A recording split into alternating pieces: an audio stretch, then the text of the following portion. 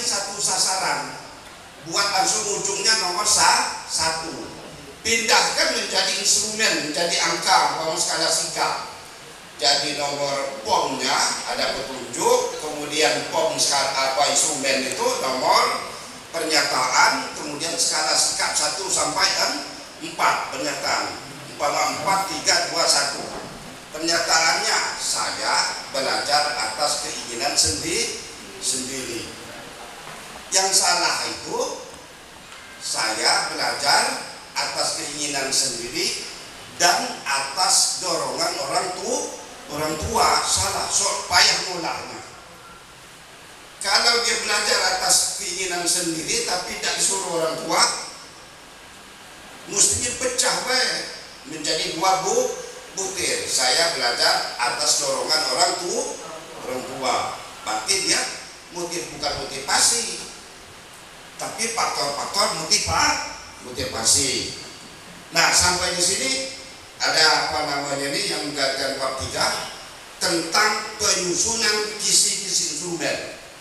Kesalahan terbanyak apa? Di penelitian skripsi, tesis, disertasi, ngambil instrumen di luar daripada variabel penelitian yang diteliti oleh peneliti. Akhirnya apa?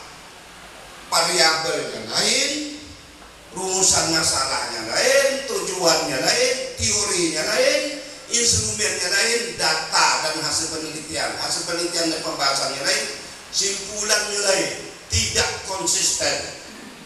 Itu kesalahan besar dalam penelitian. Jadi sebenarnya kalau penelitian ya, jingok baik instrumen penelitiannya itu. Kalau sudah melenceng, instrumen penelitian sudah ulang lagi penelitian, tidak usah lagi diuji. Ini yang sudah melakukannya itu Direktur Pasca Sarjana UNJ, Profesor Dr. Jujun Surya Sumantri. Banyak yang nangis tuh disertasi kok. Jengoknya instrumen, jengoknya variabel awal. Instrumen penelitian tidak sesuai dengan bab 2-nya dengan variabel. Sudah saudara ulang lagi. Nah, banyak yang nangis tuh. Nangis tuh itu nangis meleleh banyak waktunya tapi tidak berbunyi. Sudah sampai di sini bab 3 penting. Yang pentingnya itu baik untuk kuanti maupun kuali, instrumen itu pokok.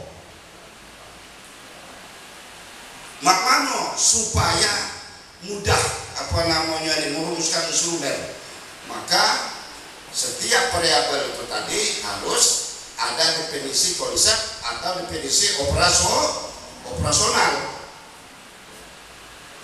Nggak dibanting kemana-mana siapa yang uji yang di 5 benua ini sama standar penelitian. Apa 5 benua deh? Coba benua pertama apa? Eropa. Nah, 5 benua ini karena kita sudah konsisten sama, cuma bahasanya berbeda, prinsip penelitian sama, universal. Jadi pegang ini di metodologi. Kalau sudah S2, S3, kalau kuanti harus uji coba. Diuji coba, kelihatan mana bukti hasil uji validitas dan uji reliabilitas instrumen penelitian sebelum digunakan untuk penelitian data. Makanya kalau penelitian penelitian kualitatif, siapa validatornya? Pakar yang memvalidasi instrumen siapa?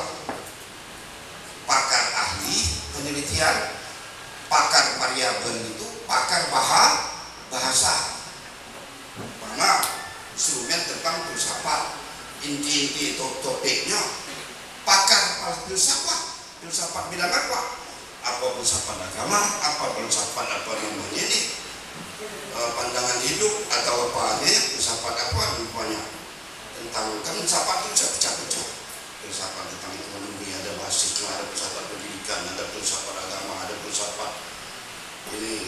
Nah, pakarnya validator yang ngerti bidang itu. Baik, Sampai di sini ada? Ya, silakan cepat Dido. Nah, aku semangat api ini anak-anak muda. Ya. Nah.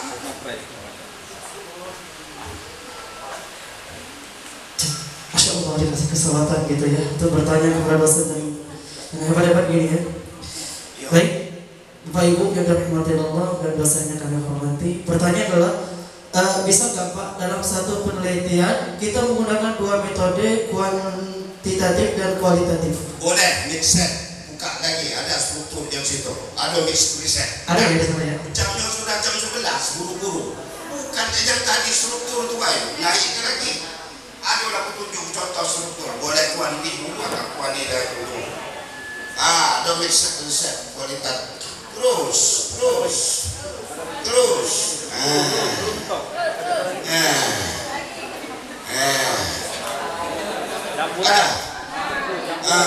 Itu. Pokoknya minta adindo semua minta materi ya. Lapor dengan saya yang tidak minta, bukan lapor dengan saya yang minta. Ya, dalam soalnya. Nah, terus untuk bab 4 itu hasil penelitian dan pembahasan. Hasil penelitian yang diperoleh di lapangan, judulnya apa? Penelitian. 1. Tulis inti tujuan penelitianmu. Karena 2, tulis 1 dan 2 penelitian. Pembahasan, tulis juga 1 dan 2 tujuan penelitian. Tapi didiskusikan dengan hasil-hasil penelitian atau teori-teori oleh pakar yang terkait dengan tujuan penelitian saudara. Nah, kesimpulan kalau rumusan tujuan penelitiannya dua cukup. Dan ya, maaf waktu terbatas oleh sekali sekolah jam 11 Pak, Jumat kegiatannya.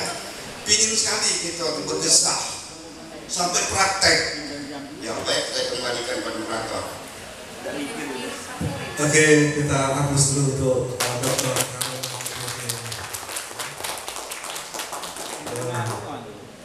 Masih muda beliau itu, semangatnya adalah jawabnya juga masih muda aku ya tadi.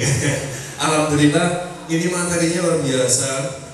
Yang seyogyanya ini akan diselesaikan dalam 1 semester. Cuman nggak mungkin akan kita selesaikan dalam 30 menit, ya kan? Jadi nanti adik-adik, ya kan, kawan-kawan bisa ambil materinya, ya kan, yang yang telah disediakan, yang telah dibuat oleh Pak Dr. Karoma. Begitu banyak ini metode penelitian, ya.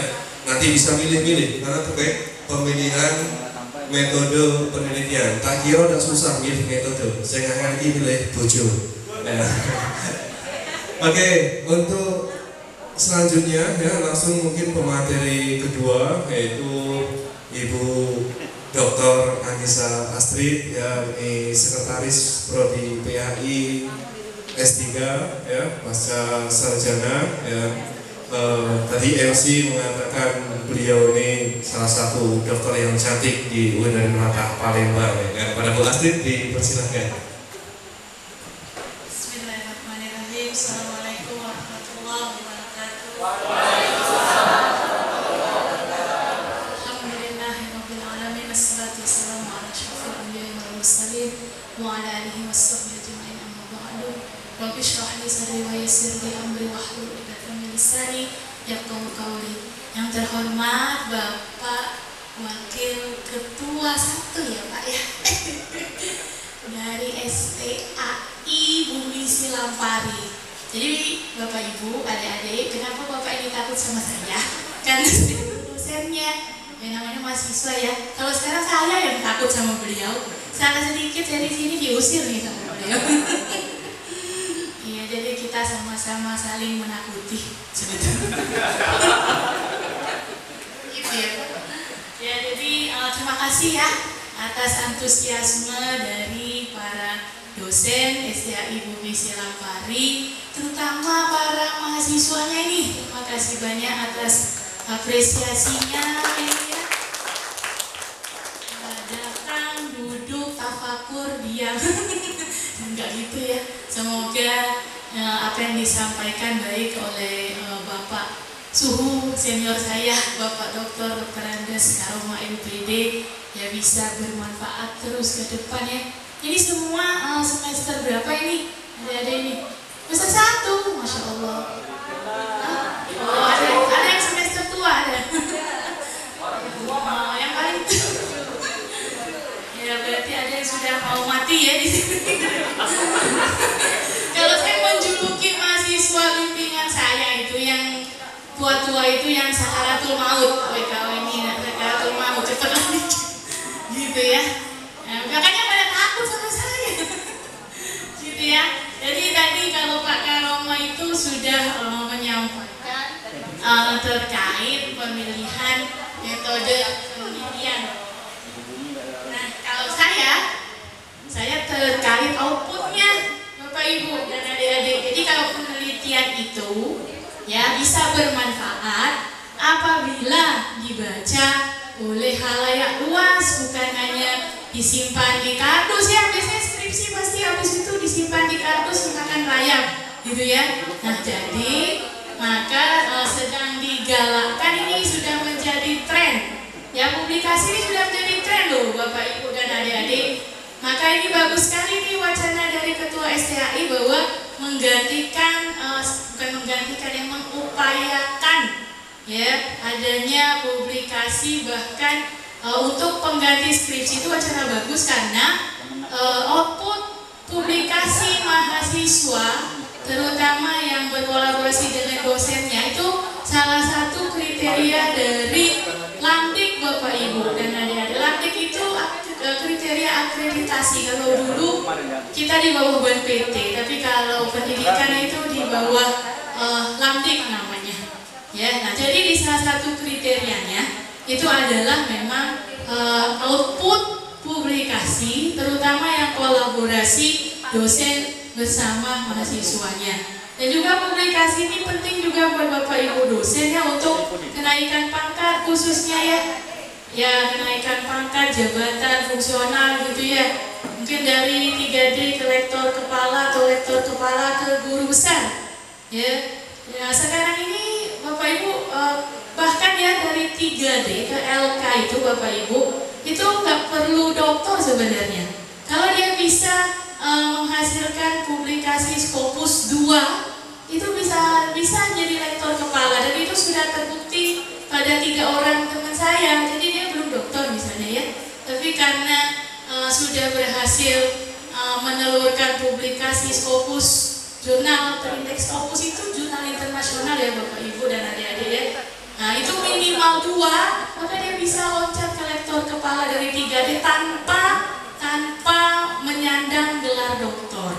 Nah tapi kalau sudah menyandang gelar doktor, syarat utamanya itu hanya artikel jurnal Sinta 2. Nah itu jadi pentingnya Bapak Ibu ya, mau tidak mau harus mau gitu ya. Jadi ya nah bagian saya ini ya sebentar aja, semoga sebentar saja, terkait tips dan triknya. Kenapa saya berani ngomong tips dan trik? Karena kebenaran saya editor dan reviewer beberapa jurnal. Jadi yang saya bagi ini pengalaman saya ngoceh-ngocehin artikel orang. Begitu juga pengalaman saya menerima ocehan dari orang. Karena saya kan menulis ya, kita kan dosen harus menulis dan harus publikasi. Nah artikel kita itu kalau mau masuk jurnal harus diocehi orang dulu, diocehinya lewat tulisan, tapi di review lewat tulisan. Ya, jadi ini karena ini untuk Bapak Ibu dosen ya, pengennya kan pasti ke publikasi jurnal internasional bereputasi. Di mana nyarinya? Di mana nyari jurnalnya? Terus kan itu ada key berapa gitu, yang open access itu jurnal mana saja. Gampang sebenarnya Bapak Ibu ya. Nah, saya bakal Bapak Ibu dosen dulu. Jadi buka saja website Kimago.jr. Selanjutnya, nah ini ya. Kemudian diklik aja itu, diklik terus selanjutnya kayak muncul ini webnya ya. Nah ini bisa terus selanjutnya. Nah Bapak Ibu bisa mengklik masing-masing dari kolom yang saya merahi. Ada all subject area itu Bapak Ibu di latar belakang background kependidikan. Kalau saya pendidikan ya, mungkin ada yang di bidang apa gitu ya, bidang sosial, humaniora gitu ya. Kemudian kategori, kemudian Kemudian jurnalnya mau negara mana.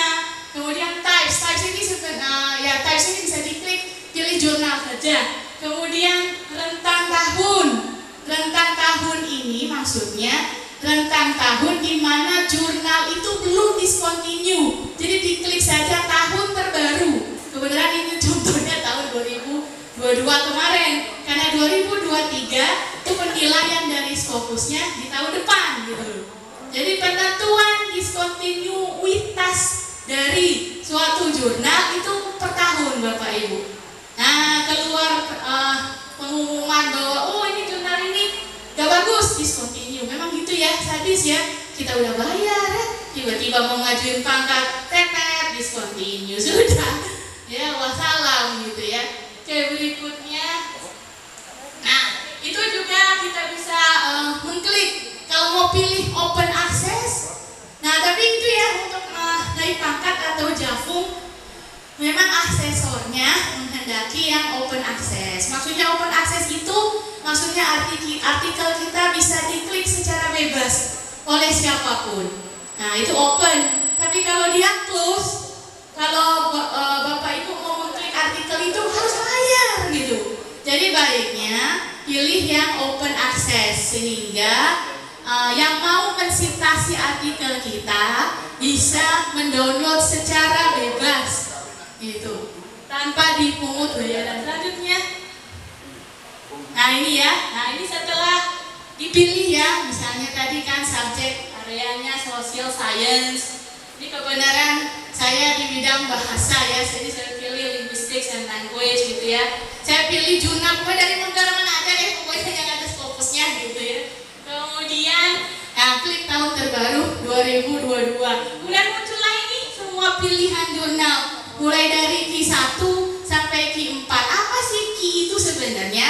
Ya, jadi kalau dia sudah Q1 berarti kutipannya itu sudah sangat banyak. Orang yang mengutipnya itu sangat banyak, sehingga nama jurnalnya itu muncul duluan gitu. Nah, kalau dia Q4 biasanya yang kutipannya relatif masih dikit, atau jurnal itu baru terindeks di Scopus gitu kira-kira. Selanjutnya, oke ini contoh ya, contoh saya klik nama jurnal yang saya tuju. Selanjutnya, oke, nah ini informasinya dari skimaku tadi pokoknya ya Bapak Ibu. Ya, kita bisa lihat Q-nya berapa di 1 dan nilai SJR-nya berapa gitu ya. Selanjutnya, oke, selanjutnya, nah ini terus kemudian Bapak Ibu buka OJS jurnalnya atau website jurnalnya. Nah, mata Bapak Ibu pertama yang harus kita tuju adalah pertama itu mungkin keduitan, karena kita butuh duit, atau mungkin gratis ya. Ada juga sih jurnal Scopus yang gratis, tapi na'udzubillah salah tawar preman saronian, ampun DJ gitu ya, susah masuknya. Yang bayar aja susah, apalagi gratis ya. Ya tapi orang Indonesia gitu ya, pengennya yang gratis, cepat. Ada itu tapi ya kalau jurnal ya, kalau pengen publish di tempat gratis ya harus sabar menunggu, atau kemungkinan reject rate-nya itu agak besar Bapak Ibu. Ya tapi nggak apa-apa. Nah selanjutnya, nah ini yang kedua yang mesti kita amati ya, aturan penulisan alias template. Jadi Bapak Ibu, kita mau masuk ke rumah orang, jadi kita harus mentaati peraturan di rumah itu. Kalau Bapak Ibu mau masuk ke rumah orang nggak taat peraturan, apa akibatnya? Ya kena usir duluan kan? Ya sama aja. Jadi artikel kita itu istilahnya mau kita inapkan di rumah orang. Jadi artikel itu ya betul-betul harus mengikuti dulu, ini aturan awalnya dulu. Jadi ya semua aturan penulisan harus diikuti terlebih dahulu sebelum kita submit di jurnal tersebut, Bapak Ibu. Gitu. Jadi kalau sudah kita ikuti, nah baru kita submit, baru mengikuti proses-proses selanjutnya. Ya, mulai dari pemberian komentar dari editor, pemberian komentar dari minimal 2 reviewer, ya, kemudian kita revisi, kemudian balik lagi ke reviewernya. Kalau kata reviewer, oh nggak oke revisinya, dia reject. Tapi kalau katanya oke, maka akan diteruskan untuk proses edit, gitu kira-kira. Selanjutnya, biar cepat. Nah ini kata saya ABCD ya, masalah keduitan. Selanjutnya, nah berikutnya ini tips umum ya. Tips umum yang juga saya dapatkan dari komentar dari reviewer yang mengomentari artikel saya atau komentar yang saya berikan ke artikel jurnal punya orang. Oke, apa yang harus dilakukan dan yang sebaiknya dihindari. Selanjutnya, oke, untuk judul dulu. Nah, judul harus ringkas ya Bapak Ibu. Jangan bandingkan dengan judul, jangan terlalu menyebutkan detail-detail, ya. Kemudian harus merefleksikan konten artikel dengan baik, karena judul itu ibaratnya jendela rumah. Dari jendela kita bisa mengintip isi rumahnya, gitu ya. Nah, yang sebaiknya dihindari, jangan menggunakan singkatan yang tidak lazim. Dan jangan menghindari ya, jangan hindari menyebutkan setting. Misal penelitian ini dilakukan di SMP 10 Jalan Melati nomor 3, jangan dihindari untuk judul. Ya gitu. Berikutnya, oke berikutnya. Nah abstrak harus dibuat dalam satu paragraf. Ya, rata-rata jurnal bervariasi terkait panjang abstrak alias jumlah kata, tapi rentangnya itu biasanya sama. 150 itu minimal, 250 itu maksimal. Rata-rata jurnal menghendaki itu. Apapun jurnalnya ya sebetulnya, baik itu jurnal nasional Sinta maupun jurnal yang sudah bereputasi internasional alias terindeks. Oke, berikutnya. Oh ya, terkait isi jurnal tadi harus sebutkan dengan jelas. Pertama, tujuannya apa? Tujuannya apa? Kemudian dilakukan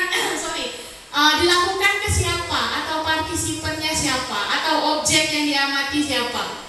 Kemudian metodenya apa? Teknik pengumpulan datanya apa? Teknik analisis datanya apa?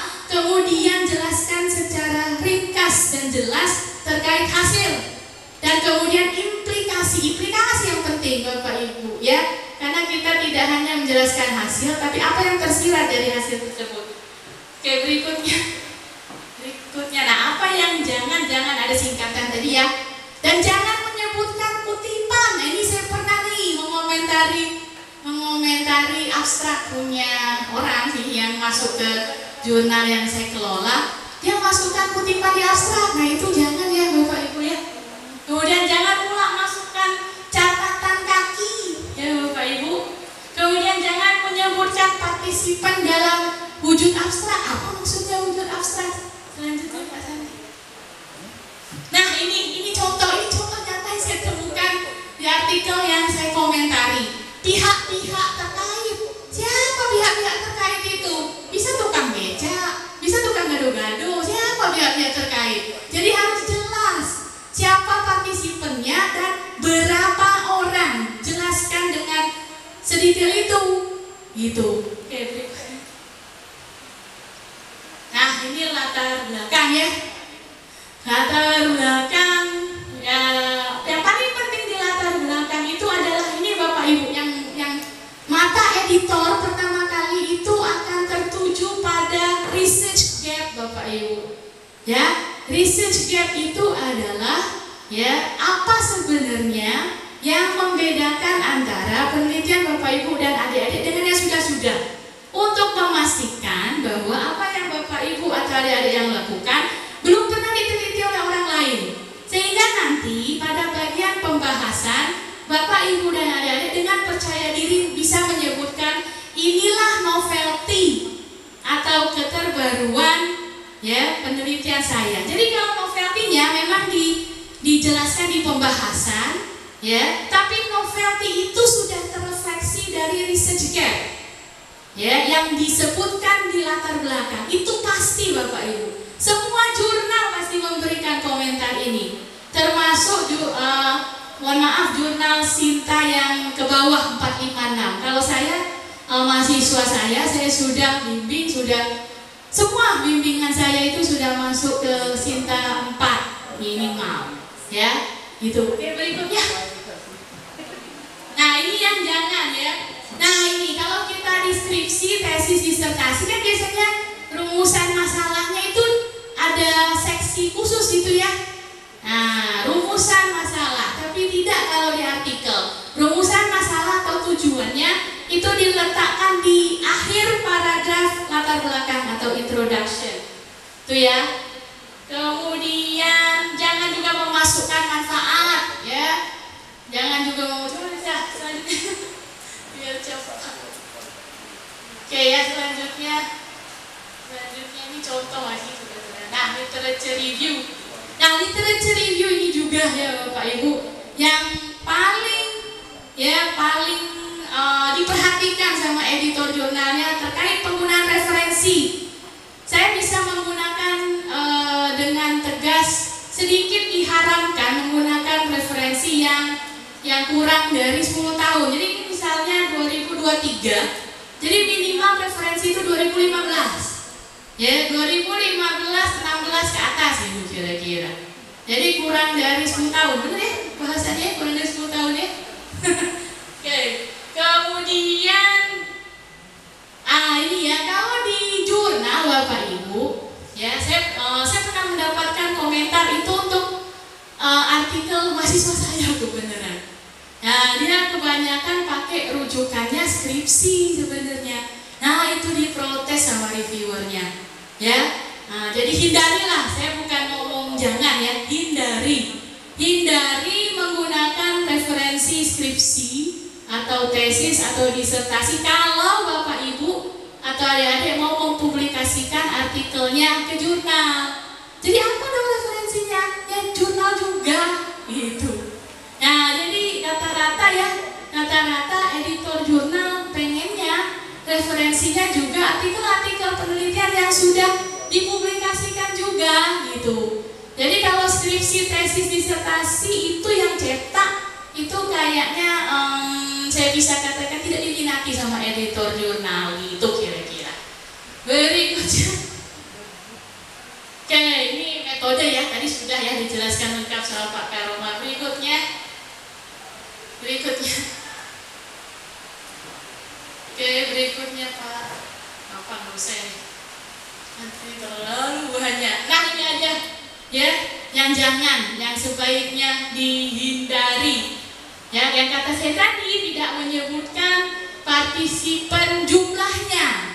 Ini sering ini, ya. Jadi ini contoh ini wawancara dilakukan dengan kepala sekolah, pendidik. Pendidik ini siapa? Guru SMP, guru SD, berapa orang? Gitu ya. Jangan hanya menyebutkan pendidik, betul-betul harus rigid. Rigid itu dengan tegas menegaskan berapa orang guru, ya. Kemudian kriteria memilih berapa orang itu juga disebutkan, jangan tembak-tembak buah manggis ya, tembak belando kata orang Palembang. Ya, 6, 10, ya 10 itu dari mana? Ya, 6 itu dari mana misalnya ya? Oke, berikutnya. Nah, ini ya, apabila Bapak Ibu mengkaji kasus yang sifatnya umum ya, kualitatif nih, tapi kasusnya umum, upayakan jangan hanya dilakukan di satu setting studi Bapak Ibu ya. Contoh ya, kesulitan menulis, karena saya bidangnya bahasa ya, kesulitan menulis yang dialami siswa tingkat sekolah menengah pertama. Apakah hanya kemungkinan menurut rasio berpikir kita, apakah mungkin hanya satu sekolah saja di mana siswanya mengalami kesulitan menulis, sekolah yang lain sudah bisa semua menulis? Apakah mungkin seperti itu? Ya tidak ya. Nah, makanya itu, maka kesulitan menulis itu merupakan fenomena